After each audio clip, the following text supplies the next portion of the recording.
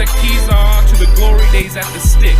From who's got it better than us to brick by brick. It's always the 49ers way, from off-season to game day. Yeah, we talk back. It's the 49ers Cutback.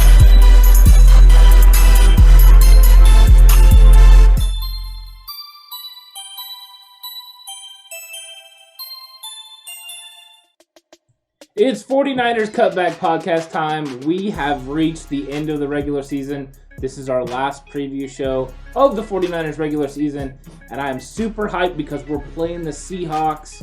We always want to beat those dang sea chickens.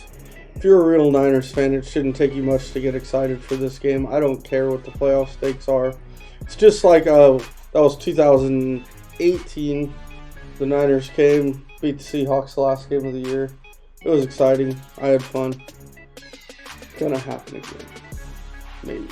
Hopefully it'll happen again. I don't want to just throw all the eggs in that we're going to do this just like we did in 2018 basket, but it's doable. It's possible. The Niners bouncing back with CJ Beathard, our third string freaking quarterback, a fourth string guard who never plays guard ever in his entire career.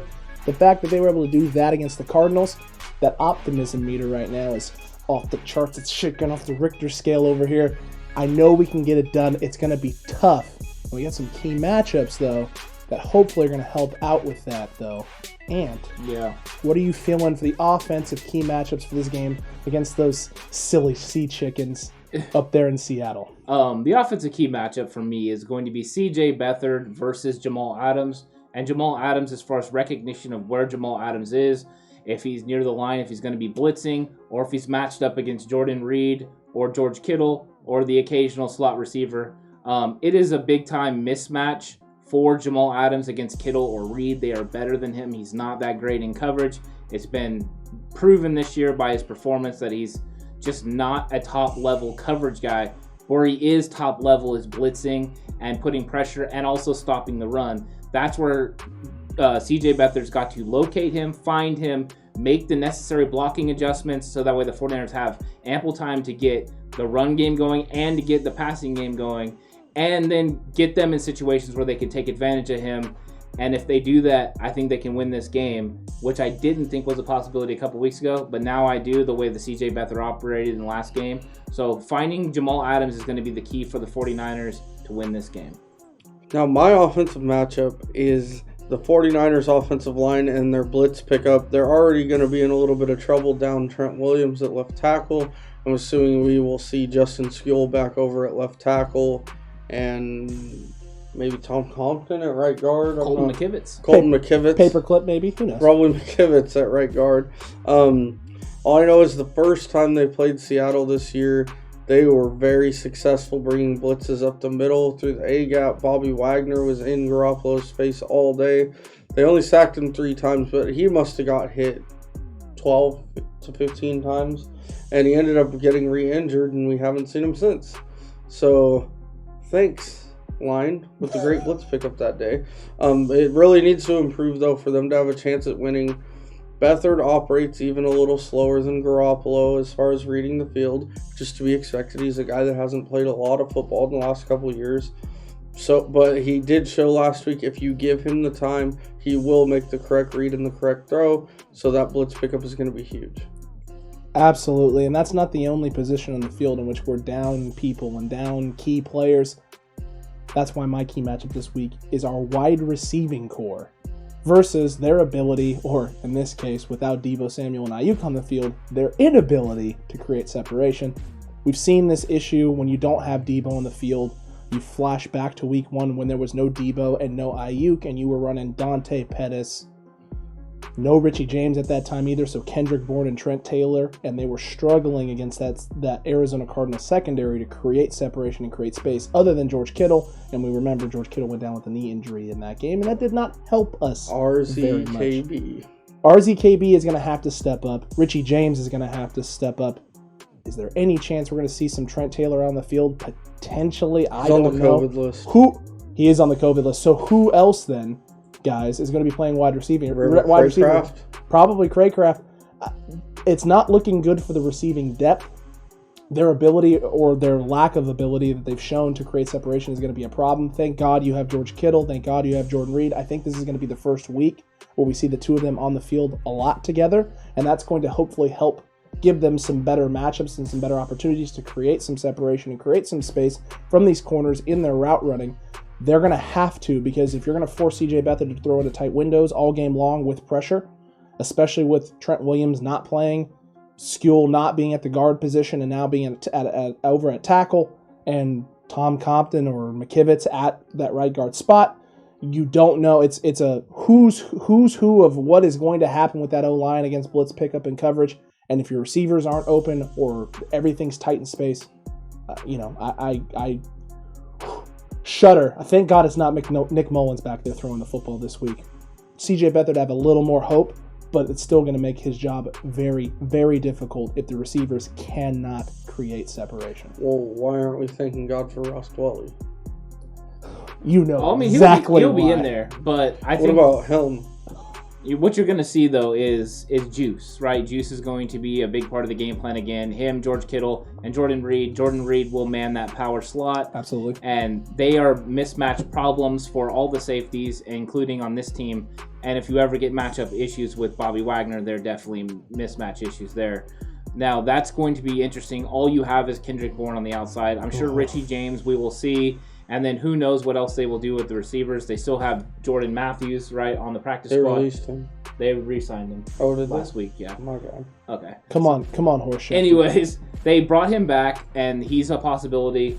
I don't know if they'll actually make him active, but my guess is it'll probably just be River Craycraft and the 4 tight ends. They'll have the heavy, 3 receivers with the heavy tight end sets and Juice. So now that we've talked about the offensive key matchups, Horst, what defensive key matchups do you see that the 49ers need to execute to be able to stop Russell Wilson and this Seattle Seahawks offense, who has kind of been sputtering a little bit lately? Honestly, when you watch the Seahawks lately, Russ really is only targeting one guy, and it's DK Metcalf. And they're really... I know Metcalf is a beast, and I'm probably going to catch some heat for this, but he doesn't do much well other than run a go route. He really doesn't. I know he took that one over the middle for a touchdown against the Niners earlier this year. Okay. But if you watch their games week to week, he doesn't do much well other than run a go route. So that means that either Jason Verrett, Akilla Witherspoon, maybe Mosley, whoever's covering him needs to be able to stay with him on a go route and break up the pass. Which I realize is easier said than done with how big and athletic he is. But the teams that have been able to slow DK down have really given Seattle a problem. It seems like their offense, if you stop their run game and then slow down DK, their offense almost goes into like a shell shock mode for a while. Then Russ usually figures something out because he's Russ. But they really only have the one receiver they go to. So if they're able to shut him down, it's going to give the 49ers an excellent opportunity to win the game. And it's kind of surprising that he's been this go-to guy, because Tyler Lockett has been a staple and centerpiece of their offense for the last few years. And with Doug Baldwin parting and him stepping into that wide receiver 1 role, even though they drafted DK Metcalf, I was expecting more out of Tyler Lockett. I don't know if Russ is just trying to build up the hype around DK or if Tyler Lockett's lost a step. It's interesting to see, but my defensive key matchup is going to build off of yours with DK Metcalf. Do you disagree? No, I don't at all. That he seems like he's only looking for him half the time? It seems like that is the case. That it seems like he is staring him down, almost trying to force feed it to him at times. I don't know if it's a situation where he doesn't trust the other receivers that are around. Then again, I've seen him on big third downs go to Moore, and Swain and Hollister. So I don't know if Tyler Lockett's just not there and not getting open in space, or if it's just he's being used as a decoy now and they're trying to isolate and one-on-one DK Metcalf for big shots and big plays. It could be that. But my key matchup is going to build off of yours with DK Metcalf, and it's going to focus on shutting down the run game, and that's going to come down to All-Pro Fred and Dre Greenlaw against Chris Carson and that rushing attack of the Seattle Seahawks. They do want to establish the run. You talked about this on the last preview show that we had, Horst. The emphasis on establishing the run game so that you can get Russell Wilson in play action situations, get him out of the pocket, let him start to grow and develop and release the Russ magic that he has released thousands of times and resulted in ridiculous plays.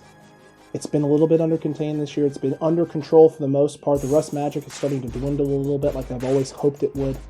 And right now, in this Week 17 matchup, the Niners need to crush it, get rid of it, destroy it. All-Pro Fred and Dre Greenlaw, especially out of the backfield, Greenlaw needs to continue building on his flat coverage that he's had the last few weeks.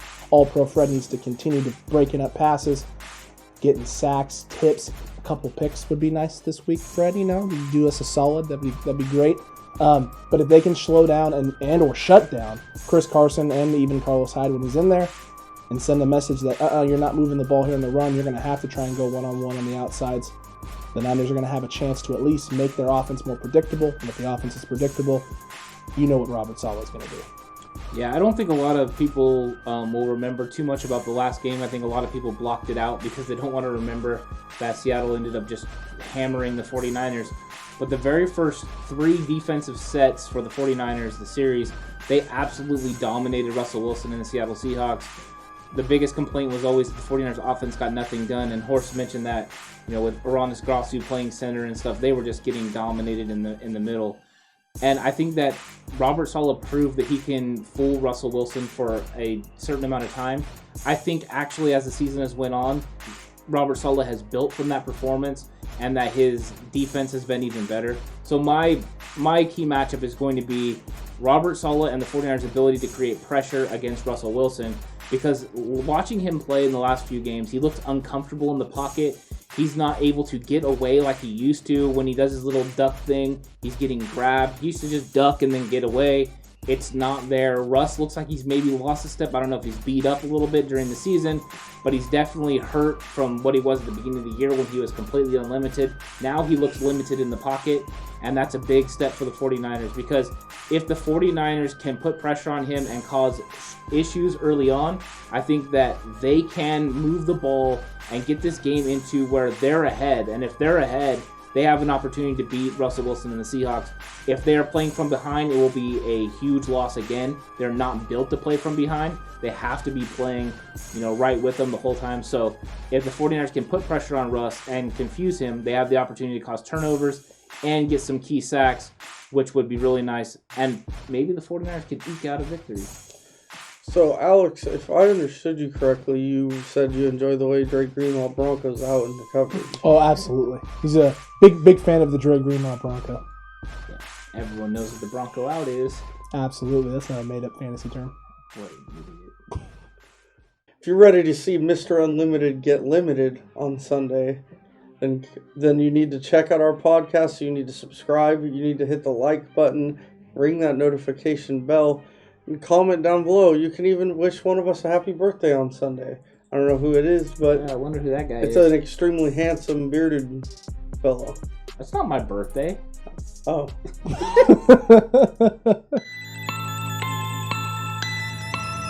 Wow, that's really bold. Whoa. Oh my gosh, guys. It's the last one of the year. Well, at least for the 49ers. It's wow, that's bold. Really bold. Naturally bold. We got a special wow, that's bold, because I got an extra special bold prediction this week, boys. But we'll start with Anthony. Mr. Robertson, what do you got, sir? Yeah, my wow that's bold is going to be with receivers out. Some people are going to have to pick up, the slack. And I think that George Kittle and Jordan Reed will pick up the slack. This is what I've been waiting for the entire freaking season. Cheer. And here it comes. We're going to get some of these because we're going to get 3 combined touchdowns receiving from George Kittle and Jordan Reed. Oh, my word. So mine is that Sasania's going to lose to Esteves at Lock It Up. I mean, oh, wait. You wanted one about the game. Okay. You son of a gun. You wanted one about the game. Yes. Mine is that the 49ers are going to intercept Russell Wilson twice with a Killa Witherspoon taking one to the house. Wow. That was so bold. It was so bold. It was so bold, he clicked to me. It morphed to Ant. That was incredible. Killa Witherspoon taking one to the house. My word. Really goodness gracious. How could I possibly one-up? Oh, I know how I can one-up that. The 49ers O-line is going to give up no sacks. 0 sacks from this O-line, which is going to have replacement parts everywhere. If somehow that happens, I will take my shirt off on the next I really podcast. thought he was going with Kendrick Bourne with a touchdown. Oh, absolutely not. I'll never. Well, because he's going to have 2. Oh, he's not going to have any. He'll be lucky if he catches a ball. I hope we get a lot of Kendrick Bourne dances in this game. I will. Even if they're losing. Merry Christmas to horse. No. Happy birthday, you mean? Same thing.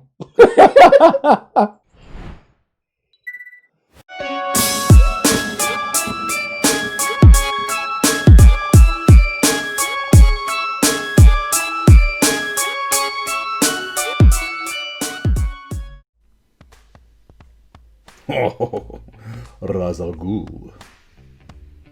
What? What's that? I'm reading a comic book. It's the other podcasts I do. Comic stuff and movies and all that. Am I prepped? I'm pretty prepped. Prep for the cutback? Prep for what? It's week 17. Week 17. We're 6-9. If we were in maybe the NFC East, we'd have a shot. But sadly, we aren't lucky enough to be in the NFC East this season. No, we're still in the NFC West. And there's still Cardinals and Rams in there. And, prep for what? Huh? You're already recording.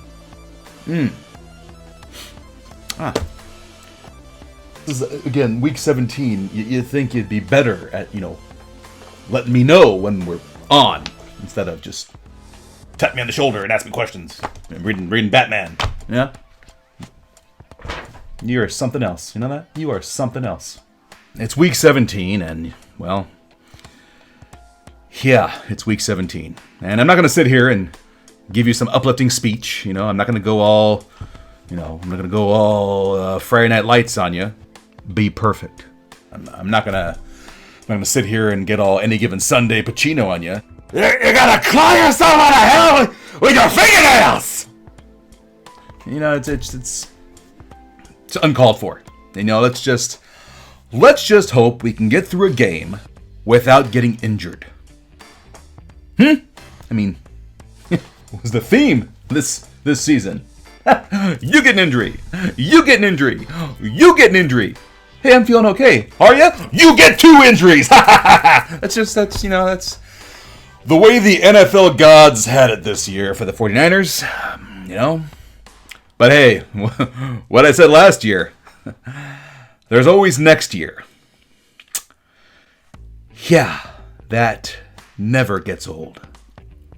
Never. Anyways, here are my picks for the final week of the NFL regular season of 2020-2021. In our special game this week, I'm taking the Cowboys over the Giants. NFC East! NFC East! Playoff hopes! I'm going to take the Rams over the Cardinals. And, why not? I'm going to take the Niners over the Seahawks, because loyal to the end. Sarcastic? Yes. Cynical? Yes. But still loyal to the end.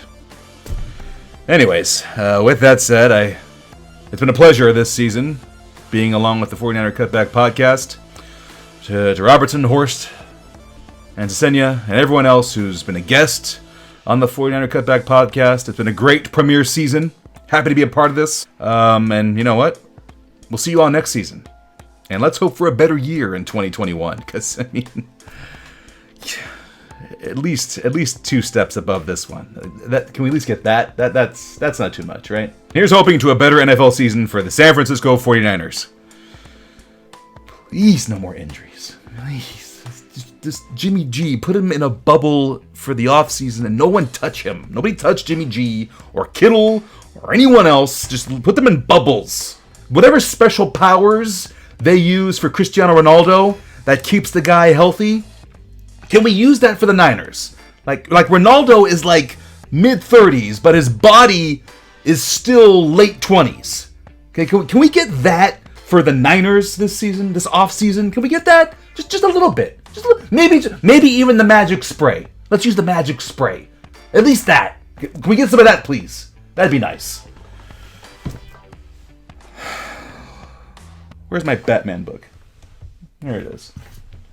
Guess what, everyone? It's lock it up time. Esteves has made his picks. He's given us something to chew on. He's definitely given me something to think about here. Got to make sure I don't finish in deadline. Goggles. Yeah, you can't. Goggles. Look at the picture. I do have goggles in the picture. This man is correct. Look at this guy off the top of his head, so fast. He is looking up at all of our great picks. I am. I'm looking up, wondering what went wrong and how I didn't manage to do somewhat better. But that's besides the point. Man, my face is thinner there. It is thinner there, but it's fine. It's fine. We all look. Those are all better versions of ourselves, except for the two of you, since you're in first place and everything's going or almost in first place. Lock it up. Season finale comes down to this: who keeps the belt? Who is the champion for a full year? Well, he bought the belt. I know he did. I don't think. I know he bought it, but I mean, you get to at least keep it on your side and pretend that it's yours, and that's fine. That's just as important. Maybe. First game on the docket. First game up on the list. Cowboys at the Gigantes, the big people. Anthony, what do you got? Yeah, this one had me going both ways. Back and forth between Dave's team, the Cowboys, and David Gettleman, the big people. And it's been tempting both ways. We got Daniel Jones versus the Red Rifle. And you know what? I just really want Dave to feel this one. So I'm going all in on the Cowboys. And I hope it's coupled with the Washington football team loss so we can get the Dallas Cowboys into the playoffs. And that way they have to pick in the 20s. It would just be very funny to me. So I'm going boys. Well, Sunday, you know what that means. Nice, Brody Lee. I think that game's not going to be that close. I think Dallas is playing a lot better than New York right now. I have Dallas winning 31-20. Yeah, I think you're right. I think you're both right. And it's funny because Dave's going to be mad. He's going to be very upset. Yes. I'm going to be 100% honest. Up until probably this moment, I was leaning Gigantes. But after your comment on the Cowboys picking a 20, I want it just for that reason. I want Cowboys fans to feel it. The one time that they want the team to do terrible, they decide it would be the total Cowboys thing to do right now in this era, doing the exact opposite of what everyone expects. Once Dak went down, everyone expected this team to be absolute garbage poo-poo. They didn't think they were going to be that garbage poo-poo, but they ended up being really terrible there for a bit. Garbage poo-poo, that's right. Not even garbage, not just dog duty. Garbage poo-poo. But they're not going to be garbage poo-poo. No, in fact, the Washington football team is going to be garbage poo-poo. The Cowboys are making the playoffs. 37-24 Cowboys. I don't think I gave a score on mine, but I'm going to go ahead and say that the boys will win 27-23. There you go. I knew I forgot that. I was too hyped about telling Dave his team was about to do You're going to make the playoffs! by beating Garrett as offensive coordinator. It's just it's too good. 2020, thank you so much. Horst, there is going to be another game happening, and it is going to also determine playoffs. The Cardinals must win to make the playoffs.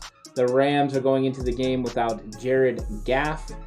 Who do you got? It's in LA, Arizona Cardinals or Los Angeles Rams? I think it's pretty simple here. I'm not going to trust John Wolford to go win me You a were game. hyping him up earlier. I know I really got into saying his head You really that did. stuff earlier. But actually I have Arizona winning rather easily, 34-17. This is a really tough moment for that guy to step into and win. I mean, if he plays well, the Rams can definitely win. Sure. Even with Jared Goff, I probably would have took the Rams in this game because I think that McVay is that much of a better coach than Cliff Kingsbury. But I just don't think that a guy starting his first game, an undrafted guy, is going to get it done. I'm going to go 34-17. You Arizona. really got him did. handling them, too. Yeah. You have him handling. What's funny is I had that written down when I did that to him. So he had him written down, and then he said, so he made a nice, wonderful comment for those of you who aren't in the studio with us before we tape our episodes. I messed his head up. He messed with my head really good, pointed out the fact that if the Niners with C.J. Beathard could beat the Cardinals, then why can't John Wolford do the same thing? And you know what? He has a darn good C.J. point. Beathard's in his 11th start, and John Wolford's in his first. In his first, but the He point... even had the story about him in the Canadian football. Correct, he brought it all up. But he gave me That's so a much... real story, by the way. So much information that I thought to myself, oh my Lord, is this dude actually going to pick the right? And does he have a point here? But at the end of the day, regardless of how great of a coach Sean McVay is, it's a lot to ask for a guy who's never started a game to come in and get you to the playoffs. And then knowing that even if you get us to the playoffs, there's still high expectations for this team to perform in the playoffs. That's a lot weighing on a guy's shoulders who isn't the franchise quarterback, who isn't making $100 million a year, who's not the guy that you've built the team around or tried to anyway. I don't think he can get it done. I do think the Cardinals offense is going to struggle against the Rams defense. I do think they'll figure it out late, and I don't think the Rams offense is going to get it figured out. 27-17 Cardinals. This game was tough to pick because normally, Horst, me and you have kind of talked about this during the season, that we believe the Rams are actually a very good football team. He's a great coach. Their mistake is they've always been the quarterback.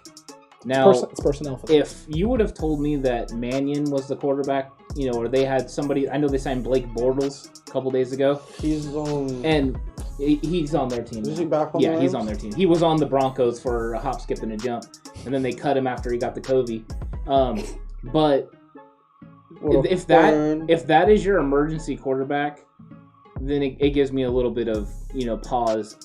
Now the Cardinals looked terrible last week. The 49ers completely dominated the Cardinals. DeAndre Hopkins is going to get covered in this game. Jalen Ramsey is going to be all over him. So I do think they're going to have a little bit of issues with scoring. But I just have zero faith in this quarterback. And I think that it's going to come down to the last second. I think it's going to be close. But I think the fact that the Cardinals have their quarterback and the Rams don't will be the difference in the game. 20-17 for the Cardinals over the Rams. And I'm going to make a wild, that's bold prediction that the Bears are going to lose to the Packers, and both the Cardinals and the Rams will make the playoffs in the NFC. Okay. I don't even know, but I don't know if that's that bold. Maybe not. So it's that's bold. Oh, so I get no credit for my boldness. What? Look at him. That wasn't that bold. Okay, my kind of bold moment. You're semi-bold. We'll call it semi-bold. Just Okay. get It off. was semi-bold. Next thing you know, he's going to be wearing V-neck shirts, puka shell necklaces, Bald flip-flops, hair. Bald hair. like How dare you, dodgeball. sir? How dare you? So, the big game There it is. for all the marbles. Before you make your picks, remember the 49ers are undefeated since they signed Josh Rosen. I didn't think about that. Okay. Undefeated since I received this hat. That's why you haven't taken it off. That's very accurate. He Alex. legitimately hasn't taken it off. Seattle coming to town to Arizona to play the home team Niners. What do you got? I'm not gonna lie, that still doesn't sound right. We'll get used to it. Last week, I did something I hadn't done all season, and I picked against the 49ers. And they scorned me for that. By upsetting the Arizona Cardinals. But now I'm starting to think, what if I pick against them again, and they somehow manage to pull this off? So you're the bad luck guy. No, I'm the bad that's luck so guy. weak. No, it's not. Pretending you're the bad luck guy so you can pick but still get credit if they win. That's right. He's covering himself. I'm covering myself. It's muff cabbage. It's muff cabbage. At least Anthony admitted that he really thought they were going to lose. I really did Correct. think they hold on. I really did think they were going to lose. And then they ended up winning. So now I'm wondering if I'm just a jinx on the 49ers this year. Every single time I've picked a game that they should win, they've lost. And the one time that I pick a game that I thought they were going to lose, they win. So you know what? I'm doing it again. I'm going to pick the Seattle Seahawks to beat the 49ers 24-20, and I'm going to hope to God that the Niners win this game and prevent Seattle from getting the 1 seed. That would be the greatest gift of all time. I will take last place. I will take it willingly and excitingly if the 49ers can win this game. I just don't think they're going to do it. I don't think they have enough on offense. And to be 100% honest, with all the pieces missing offensively, besides just Deebo Samuel and Ayuk, the O-line situation, I just find it very hard to believe that the line and the offense is going to be able to hold up for 4 quarters against Russell Wilson and the Seattle Seahawks. I think Russ has got just a little bit magic left in the tank to get them over the hump and put them, striking my words, So I think of this. put them at least in... Wow, not even, excuse me. Nothing. Rude. No, when he's talking. Put them at least within striking distance of the Green Bay Packers in that 1 seed. Muff cabbage. I have picked against the 49ers twice this season. Once against New Orleans, and the 49ers lost. And then once last week against the Cardinals. I will admit that last week I rooted for the 49ers like crazy for them to win. I pointed out that I do not care if I win lock it up as long as the 49ers win games. And you know what? Going into this game, I watched the Seattle Seahawks play last week. And we've been saying this for a few weeks. They don't look that good. Something's off. Something's off. If Nick Mullins was the quarterback, Maybe this they would be... ran out of Pete Carroll's favorite gum. Could be. That's- Maybe there's a shortage. You know, if this was Nick Mullins at quarterback, I would for sure definitely pick the Seattle Seahawks to win. But I'm going to be honest with you. I want to be completely behind the 49ers. I want to root for them to win this game. I want the 49ers to end on a good note. I hate Seattle. I do not want to pick Seattle to win any games. So I'm picking the 49ers to get it done 22-19 over the Seattle Seahawks. Okay, here's the deal. Starbucks sucks. That Space Needle isn't that impressive. No. Bingo. And the Sonics have been gone for a long time. And they deserved it. Mm-hmm. Okay? Mm-hmm. Seattle as a whole can fall in a hole, and I wouldn't care. So the Niners, CJ Beathard. Why aren't the Niners the favorite? That's what I don't understand. I don't know. Niners, CJ Beathard, Kendrick Bourne, George Kittle, Deion Jordan, Yeah. gonna beat Russell Wilson and the Seahawks 27-24 on a Robbie Gold walk-off Woo! Hey, didn't he? Good hold. with a good hold. You know what? Thank you, Bobby. It's yeah. You said this lot. I'm just glad you got the kicker name right this time, to be honest with you. I'm proud of you. Well, I didn't miss the Niners kicker. It's true. I missed some other crappy teams. That's true. Yeah. And they are pretty crappy. They put up 9 points against the Seahawks, but you know, it's whatever. It's whatever. So officially, then, based on these picks, we have a champion. We have a lock it up champion. Did we pick the same 30? Yes, that was completely anticlimactic, everybody. No matter what, at the end of this, good old Mr. Anthony freaking Robertson will be your season 1 lock it up champion. Ooh, I did not expect this. I'll be honest. I thought it was going to come down to the final picks. I had no clue we were going to go with the same team. I didn't even realize it that we did. I till didn't we realize it decided. until he said going like this, because I thought for sure that one of these games we were going to go opposite. Mm-hmm. It just didn't happen. But I will wait to celebrate until another time, because I don't want to be that guy. How was my monologue on Seattle? That was fantastic. It was pretty good. Yeah. I enjoyed you telling them to fall in a hole. I enjoys it. Just saying, Dutch Brothers, if you need coffee this week, 49ers fans, Dutch Brothers. If you're from the Lodi area, House of Coffees, but Dutch Brothers. You could have said Java stuff too, but you know it's fine. Well, everyone, enjoy your new year. It is here. finally, there's going to be a new year.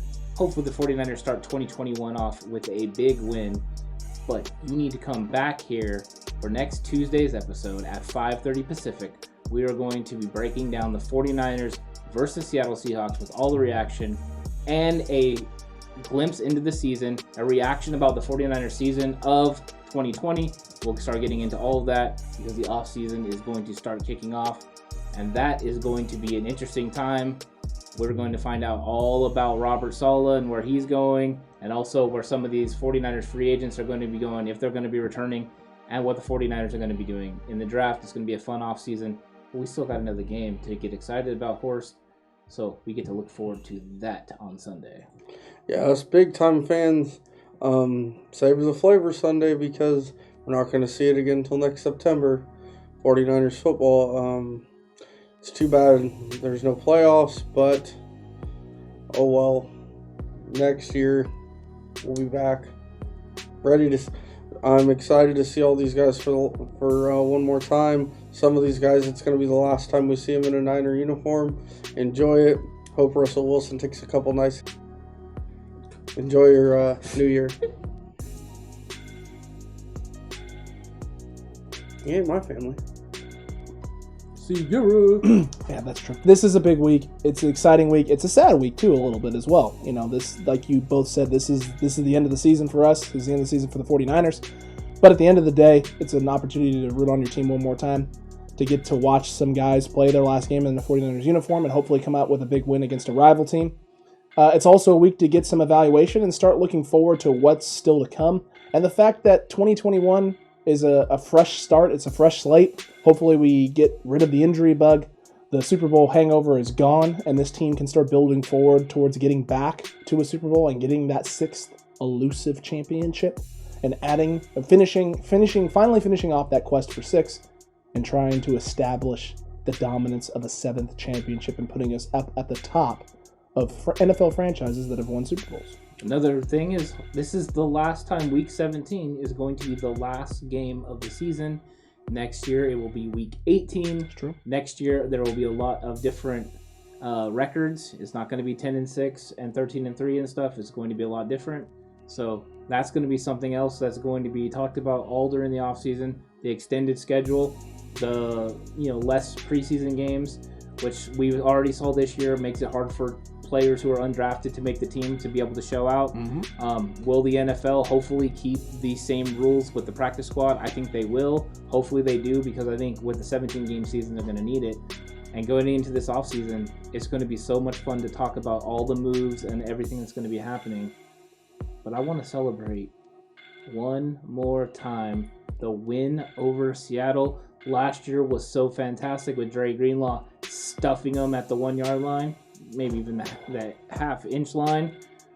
Can we get a follow-up, a sequel, another big-time play to seal the game, beat the Seahawks, and cost them the number 1 seed? They have a chance to get it. We can stop them from getting it. It's time to be spoilers. I can still smell the sweat flying off Jacob Hollister when Greenlaw stuffed him at the goal line. You were there? No.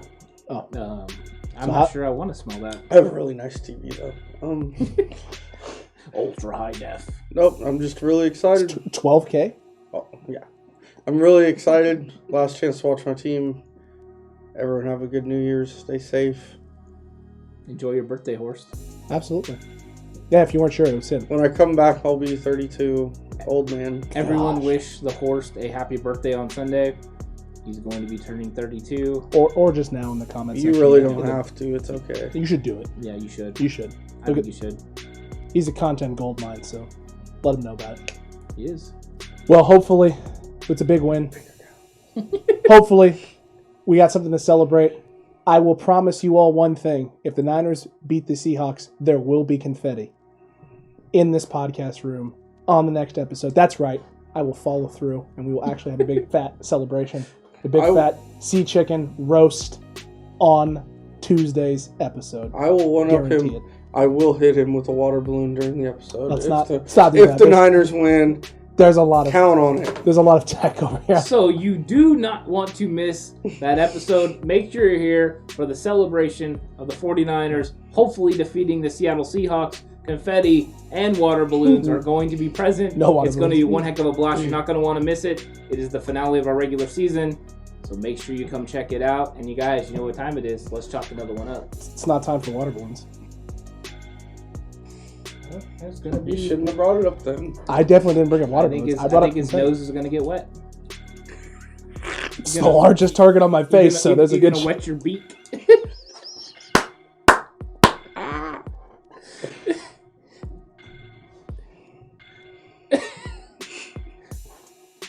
I can't believe you said you could throw a water balloon. You're not gonna throw a water Is balloon. it just me, or does Alex kind of look like the old Redskins logo?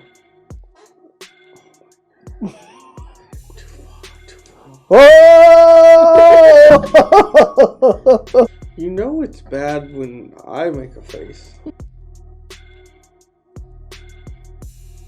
At the I end, like Future better still. we're aware. We know. We know. We know. Tony Mon. It is Tony Montana. Yeah. It.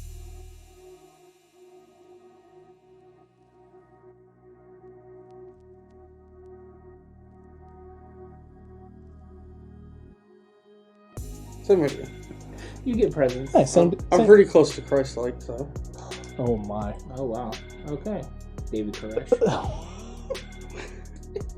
David Koresh. I'm David Koresh. You could be. It went from Brad Pitt to David Koresh in span of like a few days. That's David? incredible. First of all, he's dead. No way. Wow, you finally know when someone's dead. Maybe you should keep up on the news, Alex. Couldn't remember Pat Summitt was 6 Ooh. feet under, but David Koresh Who is Pat Summitt? right away.